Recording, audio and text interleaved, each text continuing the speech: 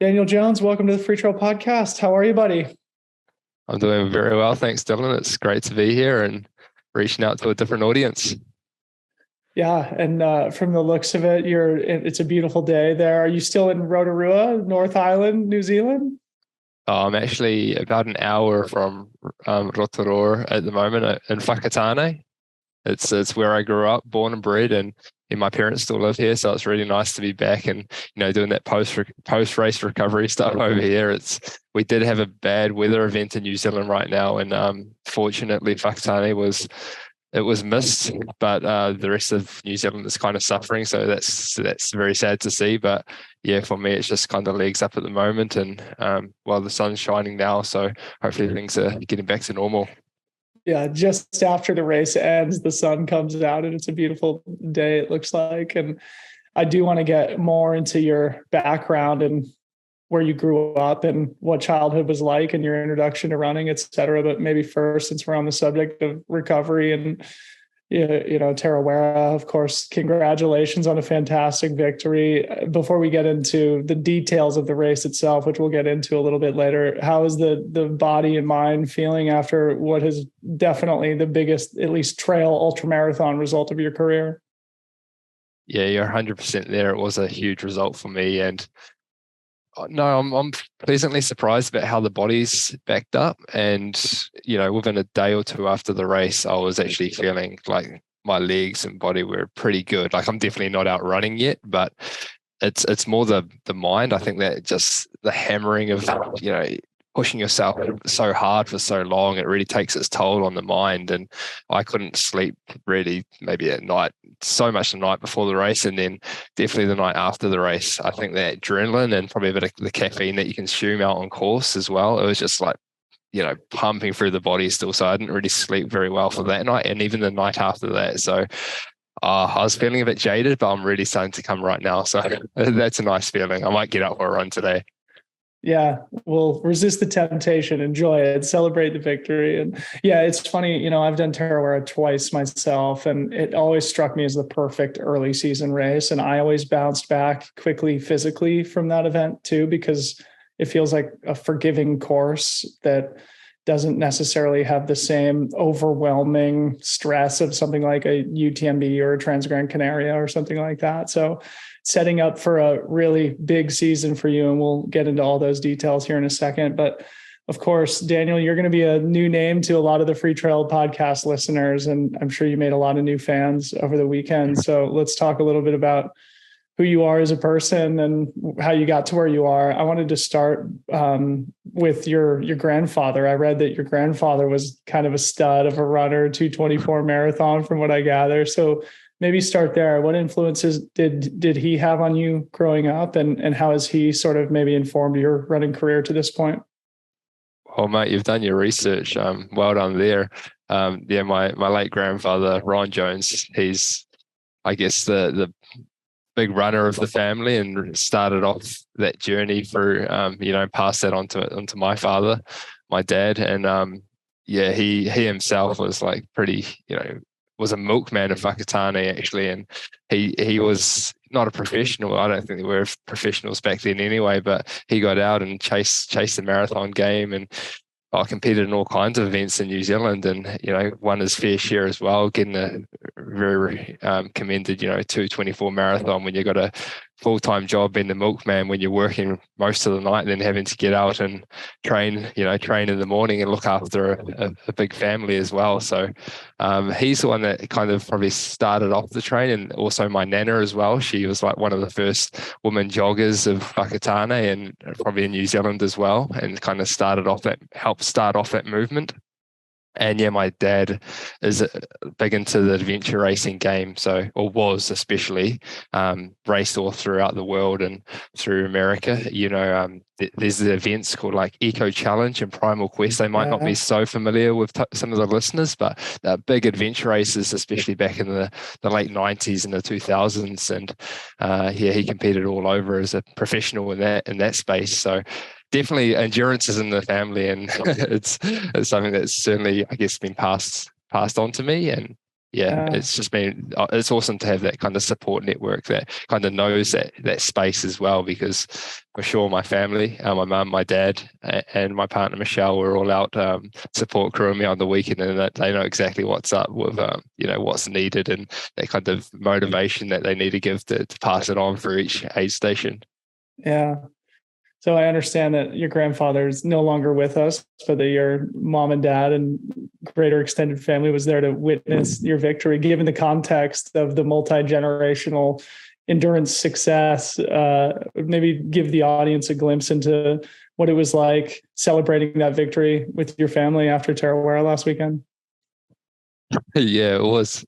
It's just a special moment. Like, I think every trail runner out there knows just that uplift you get from, the support from your friends and family when you're out on course, because it can be quite lonely even between the aid stations. There's a long aid station between what they call the Green Lake and Lake Tikitapu, the Blue Lake, and that was about 30k. So it feels like a drag. It does. And then you get to that aid station, they pump you up and they get you to the next one. And from there, it was like, 25, 30k to go.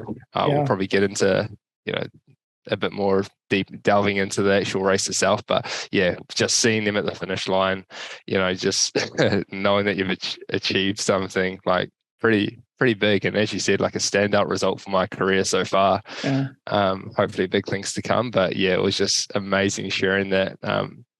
We did all the normal formalities, and it was awesome catching up with everyone after the race. But then we just went back to my sister's place in Rotorua where we were staying, and we just had like a nice drink, a margarita, and had a gin and tonic or whatever, just a celebratory drink, and just hung out. Yeah, it was really nice. Yeah, Grandpa would be proud. That's so cool. Yeah, and we'll talk more about that here in a bit, but before we go off the subject of your background, maybe just give us a glimpse into the personal side of things. Growing up, it sounds like on the North Island, maybe just paint a picture of what your lifestyle was like growing up as a kid. What was motivating to you? What was interesting to you? How did sport play a role in your life? And just sort of tell us how you got to where you are now. Yeah, I'd say I grew up in a fairly typical family. Actually, I'm not sure how it would compare the old Kiwi lifestyle compared to the US lifestyle growing up, but I grew up in the countryside. So my parents owned a kiwi fruit orchard.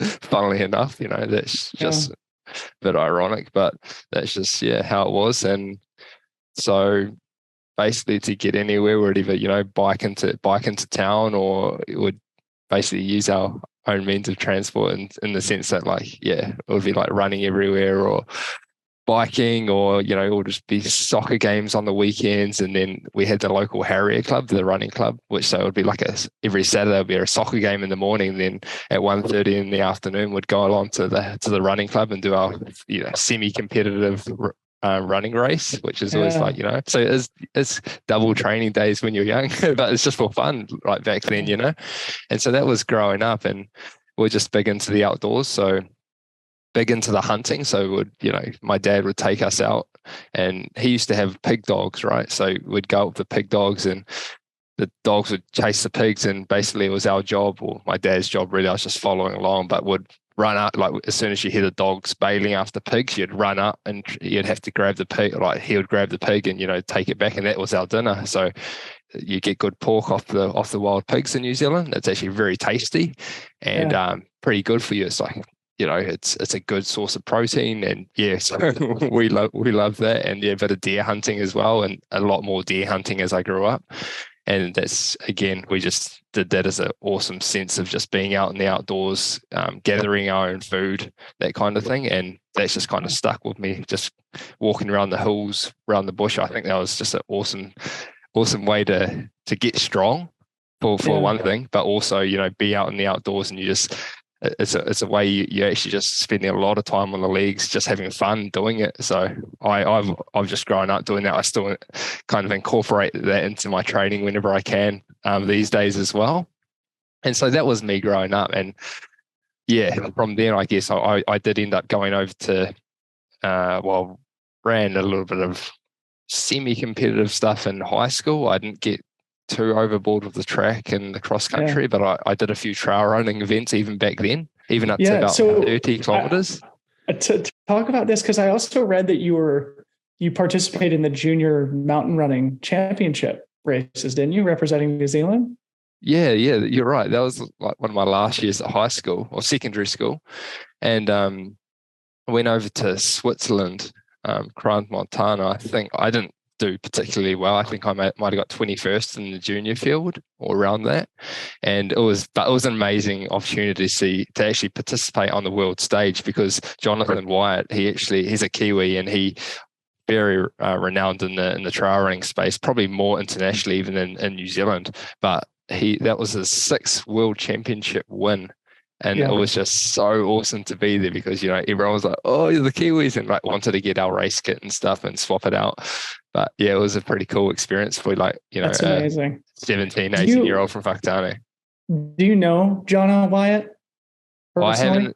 I haven't really, I met him obviously on that trip, but I haven't really kept in touch. I haven't really been to Europe that often. Yeah, because I think he lives in Italy now, but a Kiwi legend, icon of mountain running. And for our audience, Jonathan Wyatt, 6-time world mountain running champion. I actually was emailing with him this week. I'm going to have him on the podcast here pretty soon. And we're talking about some other things, because he's still heavily involved in the World Mountain Running Association. And I've never met him, never really interacted with him, but very much looking forward to it. And very much an inspiration for me as well, even though I didn't grow up as a fellow countryman of him. But maybe pick up there, sort of like you were talking about how you weren't that competitive in high school, but it seems like you're sort of like the perfect mix between a high performance running athlete and then somebody who's also been raised in sort of an outdoorsy type family. You mentioned your experience with trail running early, the World Mountain Running Championships, hunting even. So it feels like maybe your background and your talent has provided a really unique formula for performance on the trails. Does that resonate with you? Yeah, for sure. And I think, also having my dad being in that professional environment and the endurance sports as well. And, I wish maybe I concentrated a little bit more even on the track and trying to get a bit more speed back in high school. But I was like, I want to run the trails. Like I'm actually winning more of these races, and I'm pretty crap at running around the track, a 400-meter track. So I'd rather actually do stuff that I'm better at. And maybe that did not prove well for me when I went to, I went over to the States and studied at university and ran for Eastern Kentucky University. And I remember my first indoor track race. It was a 3,000 meter, and I was like, okay. My coach was like, yeah, you're breaking 9 minutes. I'd never broken 9 minutes. I think my fastest 3,000 meter time we have 3,000 meter outdoor track in New Zealand, and it was just on the grass. We just had a grass track in Whakatane. I think I'd run like 9 minutes 30, and he's like, you're breaking 9 minutes, and I didn't even break 9 minutes in my first indoor race, which is pretty shameful being a collegiate athlete and not. I don't want to say that, like, everyone's got their own thing, but for me, I was pretty like, oh, shit, I don't know how I'm going to go here.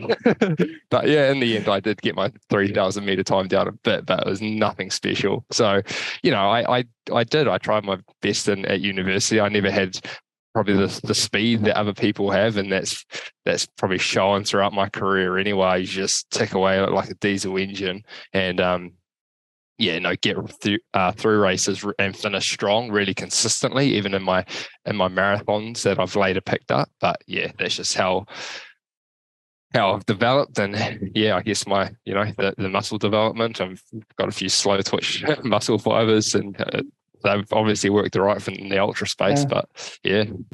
So Eastern Kentucky, it reminds me that fellow champion Kiwi Ruth Croft came over and ran at the University of Portland in Oregon in the US. But Eastern Kentucky feels like a pretty obscure place to end up when you're an American. It makes me highly curious as to how you ended up there and what your experience was like competing at that university. Yeah, so the reason I got there, I'm trying to remember back. Well, we did have a family friend who taught at George Mason. She was a coach of the women's team actually, and she got in touch with the Eastern Kentucky coach for me, and said this guy's got a little bit of potential. Like, he's run mountain running champs, which I guess doesn't really cross over too much, but maybe a bit of potential. That I did get 6th in the New Zealand secondary school cross country race in my last year of high school. So, there's potential there. He might be able to do it right. And thankfully, because it was an awesome experience, even, I'm not saying anything bad about Kentucky, but as you say, it's a bit out there and probably not the most recognizable school or probably place in America. But went over there and had an awesome team, and they a team that kind of heavily recruited international athletes. So the makeup of the team was like Kenyans. We had a lot of Europeans. There was another Aussie guy, and myself as a Kiwi, and then we might have had like a few 3 or 4 Americans as well. Then maybe a couple others. Yeah, so it was primarily international, but we all got on so well, and it really just made the team, right? It doesn't really matter where you are. Okay, the training ground's definitely probably not the same as some of the trails in Northern California. And we had like a 1 mile woodchip trail, which coming from New Zealand, where the backyard is hills and trails and bush, it was a lot different. It was a lot harder probably to get motivated to do the longer stuff.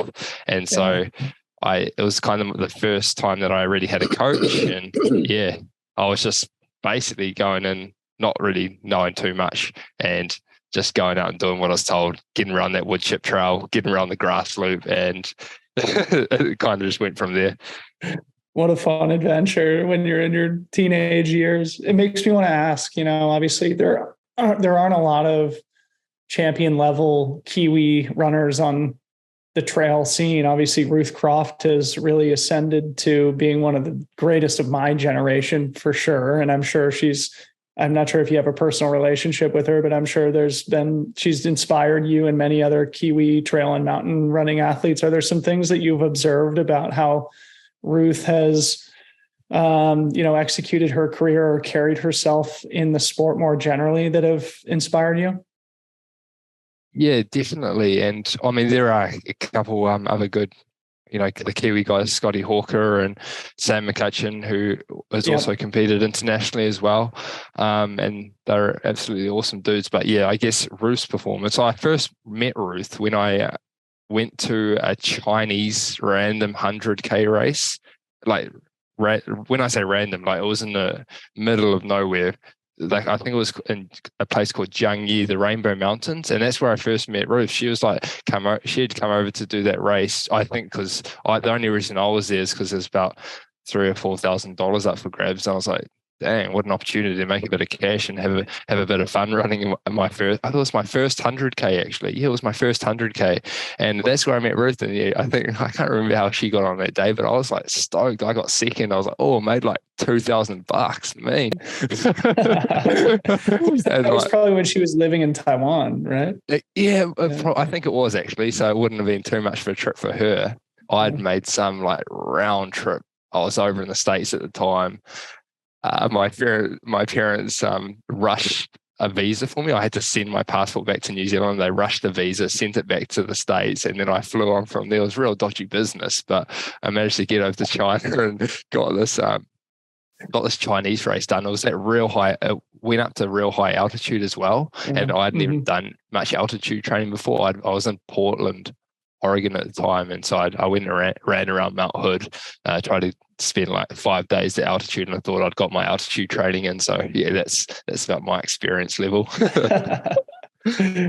That's pretty cool. So, I mean, when Ruth came on the podcast, she was talking about tall poppy syndrome, which was sort of the idea that it's about doing the work and about performing on the course, not about, self-promotion and marketing. And it's quite refreshing, I think, her approach in especially today's environment. I'm wondering if that's like a Kiwi thing. Were you raised with similar values in that way? Or is this something that's unique to her? Yeah, I think you definitely see that in Ruth. Like, I have met her a few times now, and she's just so low key and so down to earth. Anyone can have a conversation with her. She's just an amazing person anyway, let alone, goes out and crushes the trail. And it's all, it's great that she's now received the recognition she deserves for her amazing achievements.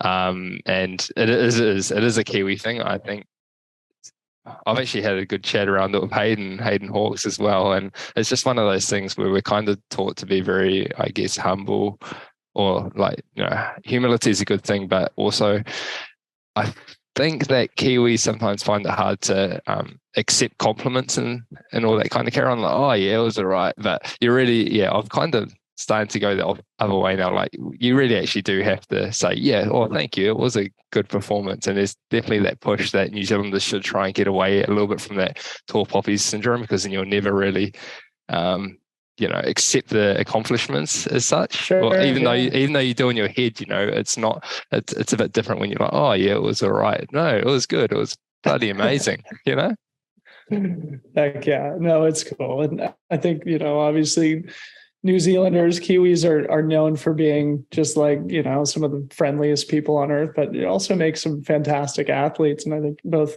you and Ruth and Scotty and Sam are all great representatives of your home country in the trail scene. You mentioned Hayden, and it makes me want to talk about your guys' relationship. And before we get to it, I want to read a couple of messages that he texted to me after the race, because I think the audience will really love this. So it's two messages. I'm going to read them back to back. What he says is, you got to get Dan on the podcast, bro. Incredible guy, cool story. And he just crushed Tarawera. His time was incredible on that course. I was really fit and he dropped me. Even with the course changes, he would have demolished Tom's course record. I project it would have been 15 minutes under it. He deserves it too. Works so hard and needs to find some support. This could really help him. Kiwi legend down here, just getting into the longer stuff, and he's really good. He's won Kepler like 5 times in every marathon that you can think of down here. And I responded, we're recording a podcast on Monday, and congratulated him on his run. So I wanted to just sort of open up the conversation there. I mean, number one, just maybe like give the audience an idea of your relationship to Hayden and what it's like to receive compliments like that from, one of the world's best. Oh, just about makes me emotional, mate. I better give a bit of a background to how I met Hayden then. And I'm not sure if you know already, but basically I was all geared up to race the Kenyans last year, the 100k for the gold. Like, was my primary goal was to go over there and win a golden ticket.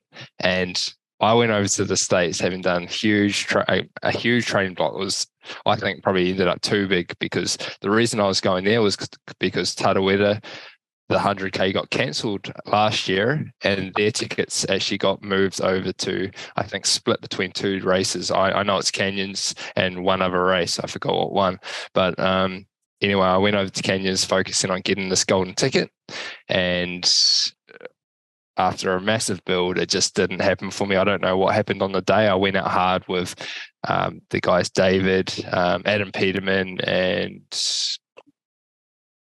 one other guy, the guy that got third. I forgot his name.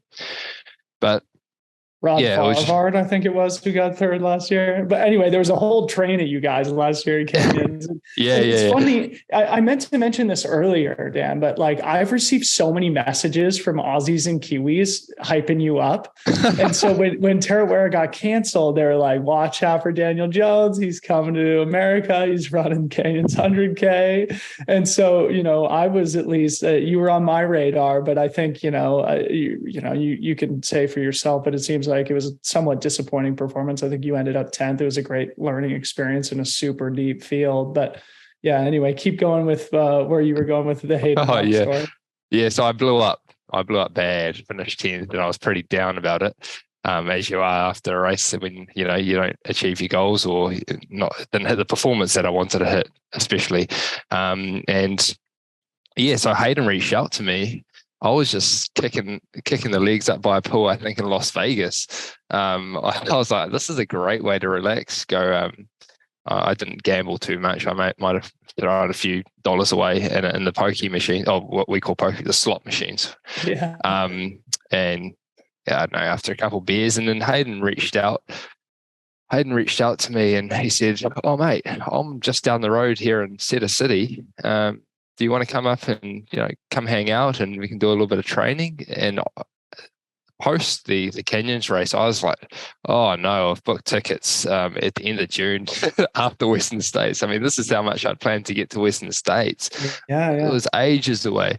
So I was looking around for another race to do, and I found Lake Sonoma 100k, and I was like, "Oh sweet! Oh, there's an automatic qualifier to Western States for the following year. Why don't I try and stamp my ticket early and get in there?" So I was like, "Oh, well, sweet." And so then when Hayden reached, I was like, "Okay, this is a perfect little recovery, then building block into Lake Sonoma." It was only a month later, another 100k a month later. So yeah, that's where I met Hayden. I went over. He invited me into his family. Ashley, kids, Crosby and Harbour. They were just living with them in their house. I had a little bed downstairs, a bedroom downstairs, my own bedroom, and we went out. He showed me Zion National. The Zion Canyon, Bryce Canyon. I was just doing all his different training grounds, and we just ended up training so well together. We'd be able to push each other in the workouts with similar leg speed, but also in the longer stuff. He was just an absolute weapon on the hills, and he would push me say, "Come on, you can run this whole, get out of the Zion Canyon, just run the whole thing." I'm like, "Bro, I need to power walk this. I'm not used to these kind of just continuous hills." And it was hot, very, very hot.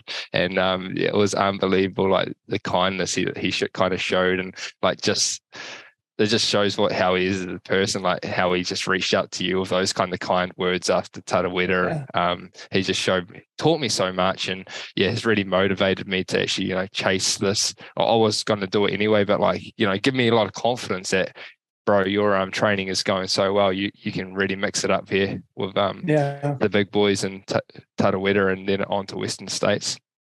Yeah, so maybe meditate on the character of the message too, because I think it's reflective of trail culture in that he was probably your biggest competition at Tarawera last weekend. And of course, you got the better of him on the race course, and he still graciously celebrated your victory by proactively reaching out to me saying, "You got to get Dan on the podcast."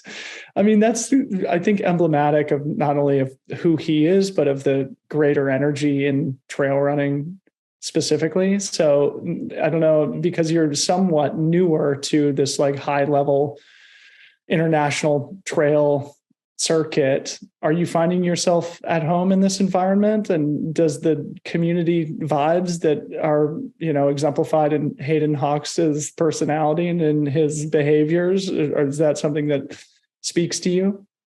Yeah. And I will say not only that, but we were training together about a month before this race as well. So, our big target race, right now was Tarawera, and we were training together and just trying to get the most out of each other in our training.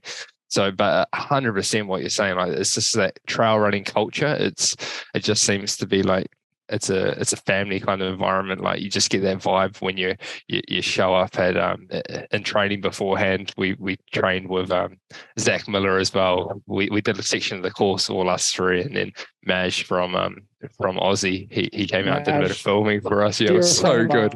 Yeah. Oh, he's an awesome dude as well. And we're just chilling and having a good time, running through rivers up to our ankles on course on the trail, because that's how wet it was before the race. And it just shows. I've got a good example was last year. When I was still over in the States, I went over to Boulder, staying with a mate, and I can't remember what I was doing. I was out doing a bit of a trail run out near the Flatirons, and this old couple, they must have seen me running around a bit and said, "Just stop for they were walking up a hill and I was running up next to them. So we stopped for a chat just randomly. I was like, "Oh, I'll have a chat with these people." And they said, "Oh, my son's out going to do this trail race over in the States, over in forgot where it was, California somewhere." It was actually quite a big one. They're like, "Oh, it's awesome to see, internationals coming over." They were obviously trail runners and walkers themselves. And they said, if at any time you're in Boulder, just reach out to us. We'll follow you on Instagram. Just reach out and you can come stay with us. And it's like, well, does everyone in America invite you to stay over with you? It's so cool to see. Yeah, it's awesome. Yeah, it's so Bro good. culture, bro. It is. So It's great. another thing that you just mentioned that we need to clarify is I'm on the board of the Western States 100, and the race director Craig Thornley and I were texting after Tarawera, because he wasn't quite sure if you were there specifically to punch your golden ticket to Western States. I said, no doubt he's going to accept his ticket. And then he said, oh yeah, this is Daniel Jones, the guy who came to Lake Sonoma thinking it was a golden ticket race. So, bring that story full circle and how you learned that it wasn't actually a golden ticket race and that you were going to have to earn your way into the 2023 Western States 100. Yeah, well, that's just another part of the whole journey and story, isn't it? So after an amazing training block with Hayden over in Cedar City, I then moved on to, as you say, Boulder, and that's where another like really nice bout of training went. I stayed with a mate from Eastern Kentucky, Sean Van der Mosten, and he does a bit of running himself. I was going out for some easy trails and some runs as well with him. Real good dude. Just stayed with him for a bit and then went on to my target race. So this was my target race at Lake Sonoma, the 100k, and I went there with the hope of getting a golden ticket for 2023 to Western States. And I had no idea. I went to registration. We did my shakeout run on the Friday before, and I stayed like an hour away, right? Because it was pretty expensive. So I just booked some Airbnb. Rose something or other.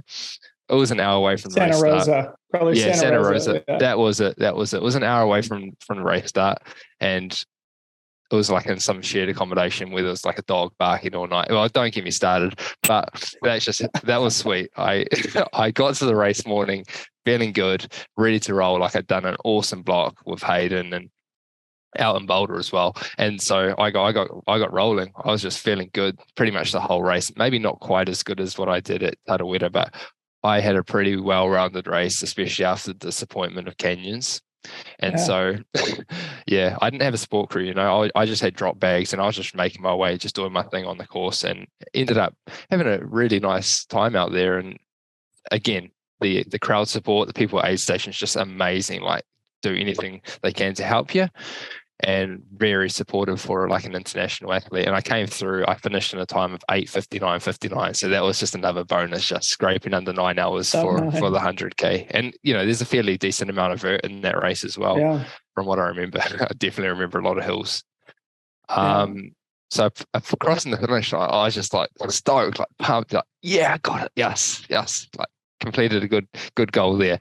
And I was sitting around like having a drink at the finish line, a burrito. They gave us burritos at the finish line there, which is a bit different, and really appreciative of that after, smashing gels and Cliff Flops and stuff. California, bro. That's true. That's religion here. Yeah. Loved it. And just waiting around for this golden ticket to show up. I wonder where they do this kind of ceremony. And then, I think I asked someone what was going on, and like, oh no, that's just an automatic entry into the lottery. So you get a ticket into the lottery. It's a qualifier, not a golden ticket. My face just must have dropped that. I was just like, no way. Oh my gosh. What can I say about that? There was definitely a lot of disappointment, like on hearing that. And then I had to just get over it. Like, that's just how it was. And I still put together a really awesome race, and the race itself was just amazing. Like, it was such cool trails. And I know that race has been really, really big and popular in previous years as well, being the 50 mile, the 80 kilometer race? The 50 miler used to be a golden ticket race before they increased the requirement to 100K to be the qualifier. And so, it's no longer a golden ticket race, but it's a very important event here in North America, specifically in Northern California. Yeah.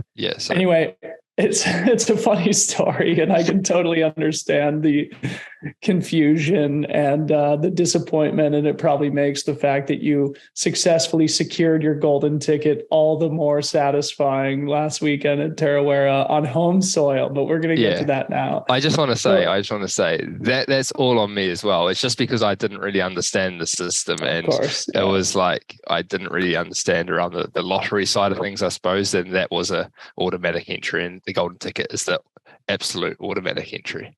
Fantastic. Well, we're so excited to have you back in Northern California, Western States here in a few months. So let's start getting around to talking about the race this weekend. And thanks so much for entertaining me with so much of your background. It's really a fun story. Maybe before we get to the race itself, let's talk about your training, because I just followed you on Strava and was sort of looking through your build into the 102k at Tarawera last weekend. And it seems like you're a volume dude, like you put in a lot of work. So maybe just give the audience a glimpse into your training philosophy, whether or not you have a coach, and any of the specific details of your build towards Tarawera.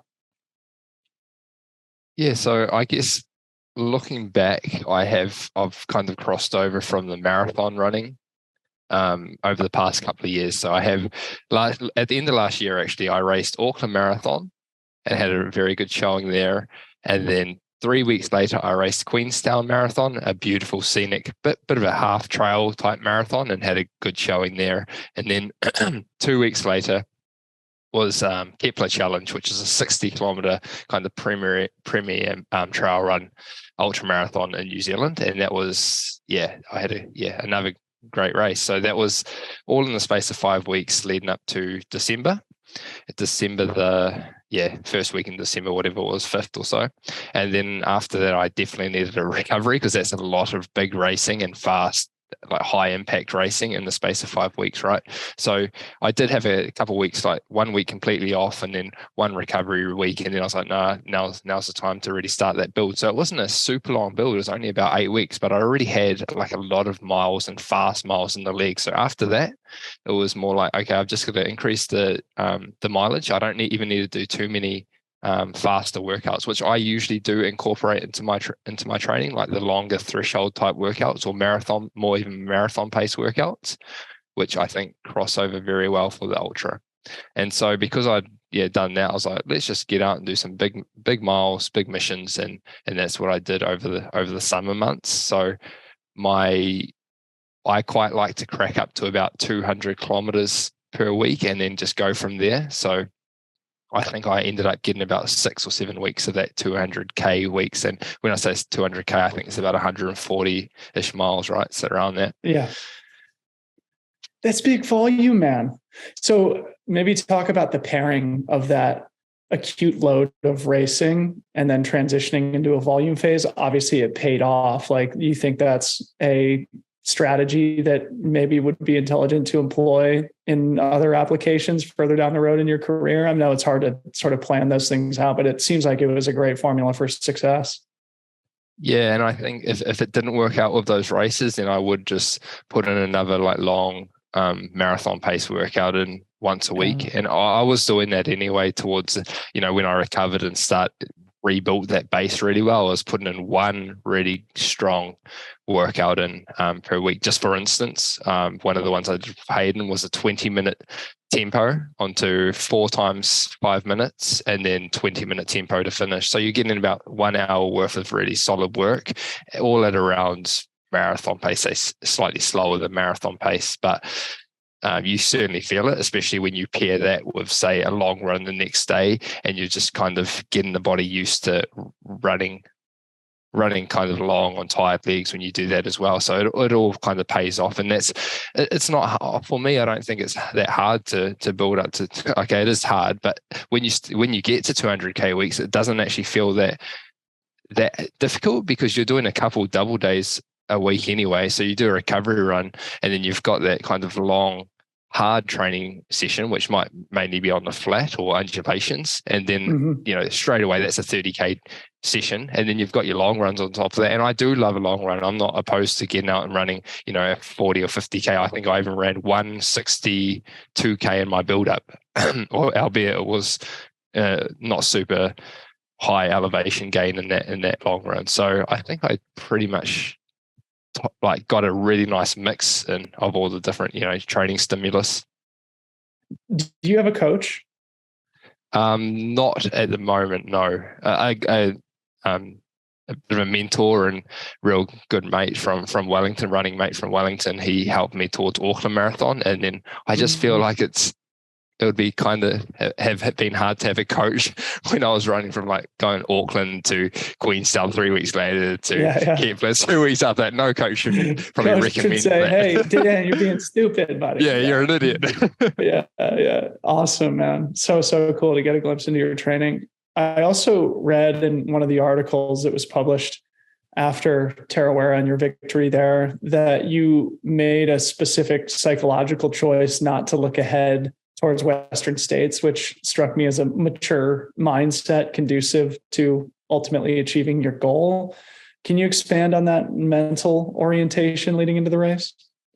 Yeah, definitely. And I think, so what really stemmed this, and I probably was thinking about it a little bit beforehand, but an athlete that I coached lended me a book. I might have to flick you through the name of the book. I can't remember the title right now, but it was like a book on psychology.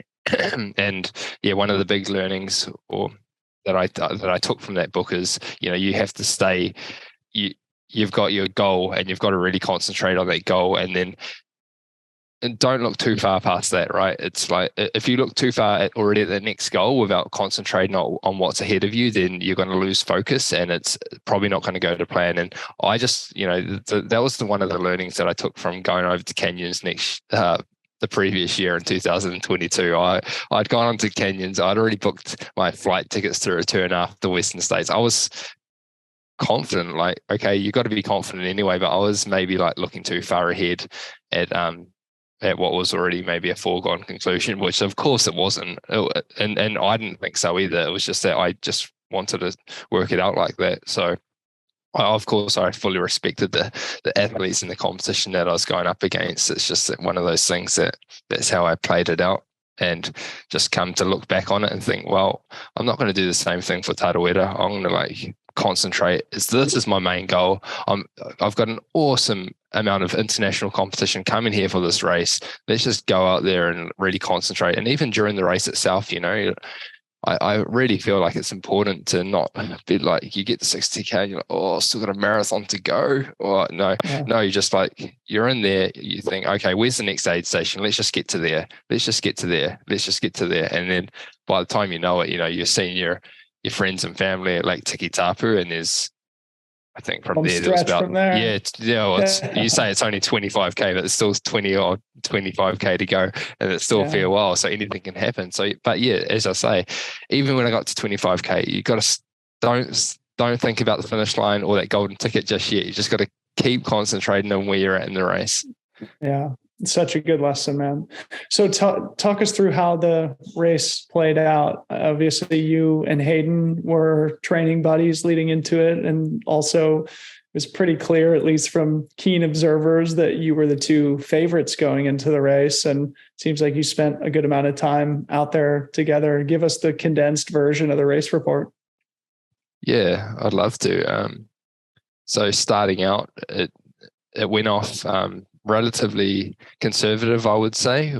Hayden and myself just sat in the front bunch and didn't try and push the pace, and it did feel like that on the way up. It wasn't like the pace was going too fast on the uphill.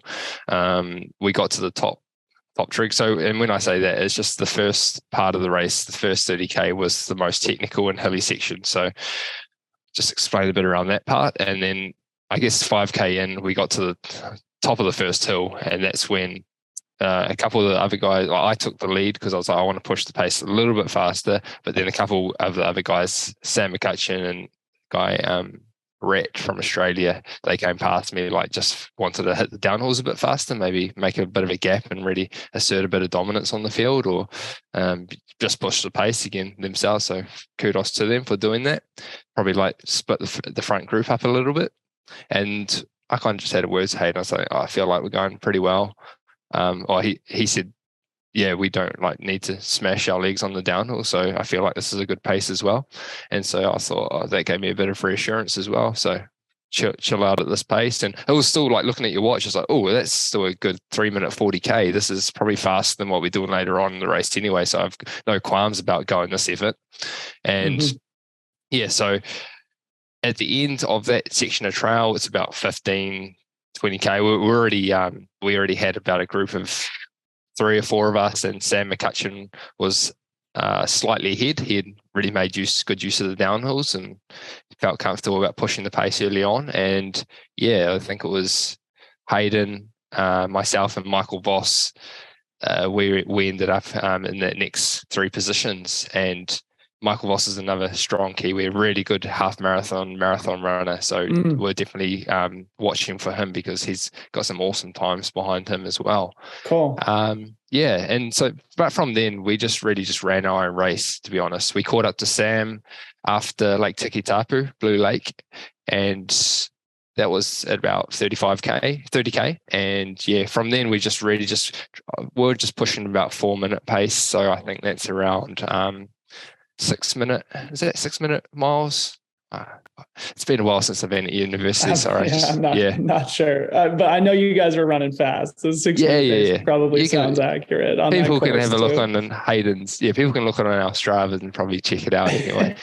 And yeah, so from then we just, we exited the trail section at about 40k, 45k, and then we just got rolling again on the flat, and it was just us two together by that stage. And so we were just making sure that the race was going at a good effort, but not at an effort where we felt like we couldn't sustain it, because that was also an important thing for me, because I felt like really comfortable where I was at, but there's always that thing in the back of the mind, like, okay, you blew up at 70k. Maybe this is not good sports psychology, but I did have it in the back of the mind, like I did blow up at 70k at Canyons, and I felt like the race was going a lot smoother. Like I just felt strong anyway here in Tarawera. So I didn't think it was going to happen, but it's always at the back of the mind. And so, we just ran along at what we thought was a sustainable effort. And I needed to go for a couple of toilet stops. Hayden, I think I managed to catch back up to Hayden after I did so at about 60k in the Redwoods. And then from there, I think, the band just stretched slightly. I never really noticed. Oh, you never really noticed. So I'd love to hear a little bit more about like where the separation happened, what you think led to you being stronger in that moment, and what the mindset was like at that point, because obviously we were just talking about racing in the moment, not thinking ahead to the finish line, not thinking ahead to the golden ticket. But at that point, you're in the lead of a big international race on home turf, a proud Kiwi, and you're dropping one of the best athletes in the world in Hayden Hawks. So I'm sure that was not lost on you in the moment. Can you explain what it was like, to like when that elastic was breaking? Yeah, no, I definitely don't think I wasn't actually consciously concentrating on trying to drop Hayden at all. It wasn't like that. It was more like there's still a long way to go, and I just still felt quite comfortable even at 60k. And when you're at 60k, I felt like, if I can just run this pace, I just got to hold this pace. So that's what I was doing. I was holding the pace, and I think he might have just slowed down by about 10 or 15 seconds per mile. He said that himself to me, like he didn't think I sped up. I didn't put in a conscious surge or anything. And he said that to me himself. He thinks he just fell off that pace ever so slightly. And that's just what it took to slowly open up, because I think he fell off, lost touch slightly, and then I was only told I only had about 2 minutes at him at the Green Lake transition. And so Green Lake, because the course is different from when I ran it because of the weather that you guys experienced in the weeks leading up to the race. So what kilometer about was it when the elastic did break between you and Hayden? That was probably about 65, 70k ish. Yeah. Green Lake is about just over around the 70k mark, and we had about 13k I think to go until to the Lake Tikitapu, which was our next supported aid station. So at Green Lake, I've since found out I had about 2 minutes on Hayden. And so throughout that time, maybe 5-10k before Green Lake at that 70k mark, I was probably just slowly opening it up, and knowing that he had fallen off, but not consciously being like, okay, he's gone out the back. I've got to really push now to open up that gap, which is, I think, that really, really helped me in the race, because it made me not stress. You know what I mean? Like sometimes when you actually get the gap, that's when you start stressing, because you're like, oh, they might be coming back on me, or I've got to open up that gap more so that I've got that buffer for the finish. But I was like, nah, let's just keep chugging away and try and be as consistent as possible. And I think that's what led me getting to 70k to the 80k mark at Lake Tiki-Tapu with about 23 odd k to go, and I was actually feeling still quite in control. And then I wanted to ask you about this spot in particular, because I watched some of the Instagram stories that were going up. I think it was either on the UTMB account or on the Tarawera account. And man, you looked so strong coming through Blue Lake the last time. And then they show Hayden coming through, and he's getting an update from his crew as to where you are. And he says something to the effect of like, man, I'm feeling good. Dan's just like on a good one today. So did it feel to you like you were having a special day? And I mean, I think oftentimes when you've been an athlete for a long time, you sort of develop an intuition as to when you have it and when you don't. Did it feel like one of those special days to you? Yeah, it didn't feel particularly special earlier on. I think, as I was saying before, it takes me a while to get going. And going up the first hill was like, oh, yeah, the legs just feel like normal, even in normal training. But then, as the race went on, I was like, my legs aren't getting particularly painful. Like, sure, I'm running in like road shoes that my feet are getting a little bit sore when I hit the trail, because they're not designed for this. But that was just my decision, because they went really well on the flatter sections, on the more runnable sections. And it was kind of one of those moments when I was coming through Lake Tiki-Tapu. I saw my support crew, and I just come through strong right around the Green Lake to the Blue Lake.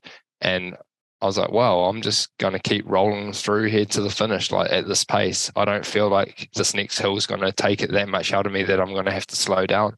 So when I saw my support crew and they gave me, a couple handhelds and like even chucked a bit of ice on me, and I was like, okay, let's go. Like I've actually been at this section of the race before, because this is where we ended our first little lap, if you know what I mean. Like we were actually coming back onto a section of course that we'd already run. So I was because they had to reroute the course because of all the moisture. Yeah, exactly. So I knew exactly what was in front of me, and sometimes knowing that is a hard thing. But when you got 20k to go and you're feeling good, then it's a good thing, because you're just like, I know every single hill that's coming up, and I've just got to try and smash this as best I can. Yeah, beautiful, man. So cool.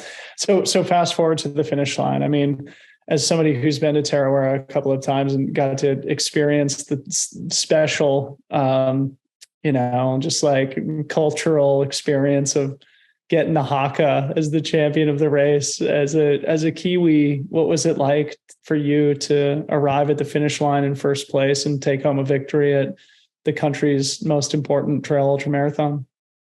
Yeah, and I'd like to hear your take on it as well, because like for me, it's super special. And I said it, I think, after the race or at prize giving, like to have a haka perform to you as a Kiwi is just like, it's just so special, because this may be a once in a lifetime opportunity, or like something that happens to me, not an opportunity. It's just like an acceptance. It's like a gift. It's just really, really special for a Kiwi to have that to happen. So it's kind of just like, made me super stoked just to be a Kiwi and just to have that kind of feeling on the finish line as well. Like it just made it all the more special for me, because I think you go and win a race somewhere around the world. I don't know. Every different places has the unique, cultural experiences or celebrations. Maybe for those who don't know, maybe explain what the haka is, so you can set the context a little bit more. Oh, so the haka is like a cultural, like a Māori dance or performance, not a dance, it's like a performance that they do. To show the challenge beforehand. And even at the race start line, there's a haka performed to all the athletes. And it's like doing the hakas, like you've got this big test ahead of you. This is the challenge. It's like to show fair, and like you've got all the Māori guys and the women like dressed up in their attire. And it's just like you have to be there to really get that feeling of adrenaline that starts rushing through you. And, this challenge is then accepted by all the athletes, going through the course. And, the big thing is you've got to show courage. Kia manawa nui. You got to be courageous. Kia manawa nui. You got to be show mana. You got to have a big heart. To get around, because you're going to go into some dark places. So this is what's performed at the start line, and it's the big challenge for all the athletes. And so then when I saw it at the finish line, it's that celebration that I've crushed the course. I've had a great performance, and it's big celebration of that. So it was really amazing. That's so cool, man. Congratulations. What a fantastic victory, fantastic result, and very convincing, somewhat dominant victory there on that course. And it is a shame that you didn't sort of get to run the traditional course so that we could measure your performance more accurately against Tom Evans, the great British champion who smashed that race also. But man, I mean, you've clearly arrived, and all the people who've been sending me messages over the last 18 months were validated in their endorsement of your skill and talent. And now you have an opportunity to make an even bigger name for yourself on the world's biggest stage, or one of the world's biggest stages at Western States in a few months. So let's start winding down and look ahead towards what is, I'm sure, a huge, huge goal for you now, especially after disappointment at Canyons, confusion at Lake Sonoma 100k. Give us an idea of how you're going to structure your training in the months leading up in preparation, and just more generally where your mindset's at with this massive goal in front of you. Yeah, it's a great question, because it's certainly hard to even comprehend running another 60k on top of 100k when you leave it all out there like that. But I think that's all part of it, and it's been awesome getting Hayden's take on the Western States. He's obviously a seasoned professional at the race, and having his knowledge of the course and what actually needs to be done in training, with the acclimation side of it, with getting your body used to the heat that I'm going to experience, the altitude, and the vert. So all pretty necessary things to get right. And I think so for me, over the next couple of weeks, I'm getting my body right again. Then I'm going to start building a strength phase in, getting the aerobic base back, just from after this little break, going to the gym, I usually do a couple of gym sessions a week of heavy lifting, not heavy, well, it's all relative, right? Yeah. Squats, deadlifts, that kind of stuff. And then, just really do probably a concentration on vert, because that's the one area that I want to be strong at. I want to, be climbing hills with the best of them. I want to make sure that the downhills don't take it too much out of the legs. Well, they're going to take it out of the legs, but you know what I mean? And then within maybe 2 months of the race itself, of Western States, I want to head over and because we'll be actually going into winter in New Zealand, so we're losing the heat, and I need to make sure that my body's staying adaptive and gets used to that heat again, because the heat over in the States as well, especially at Western States, is a dry heat. Well, in New Zealand it's a lot more humid, and we don't actually have the same temperatures that you get over there as well. Yeah. So you'll plan to come over late April, early May? Yeah, I think it's probably looking like May, hopefully sometime. I've still got to, make all the arrangements with work and all that stuff. So time to start planning, bro. Time to start planning. Yeah. Head over to Boulder, hopefully getting some more training with the guys and Hayden, and I think Scotty Hawk is going over to Boulder as well, and then over to the race course. So it's all, I can't wait. It's just. Really nice to have that to look forward to after a race as well, because sometimes when you finish your race, it's like, oh, what do I do now? But I know exactly what I got to do now. Yeah.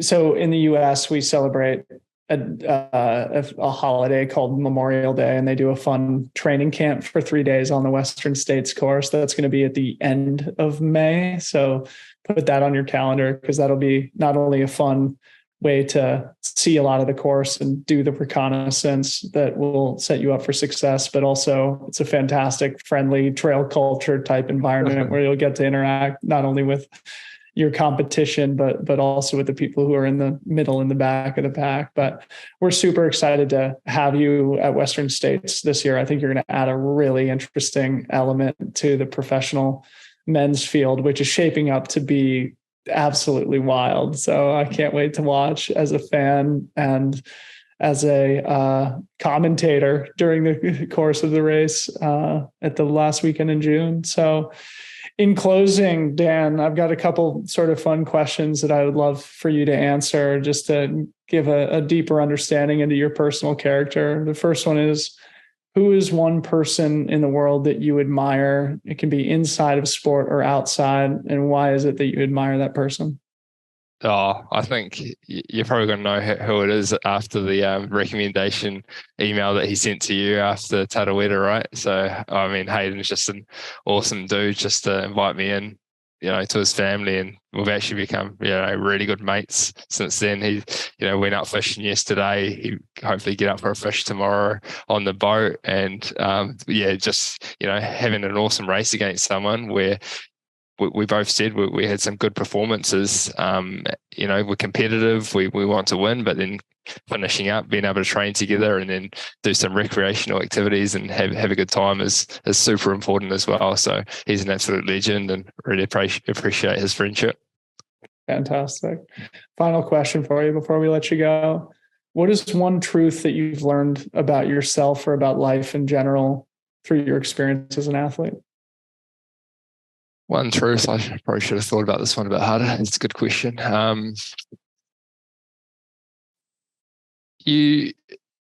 One truth is like you learn a lot about yourself out in the trail running space, and not just the trail running space, but the outdoor space. When you're left alone with your own thoughts, I'd highly recommend anyone that's listening, and most people probably that are listening are probably quite into the trail running anyway. But yeah, just when you are feeling like you need to get out away from it all, then go to the outdoors, go hit a trail, go do a bit of self-reflection, and that's you're going to probably come back a lot happier and a lot at ease than when you left.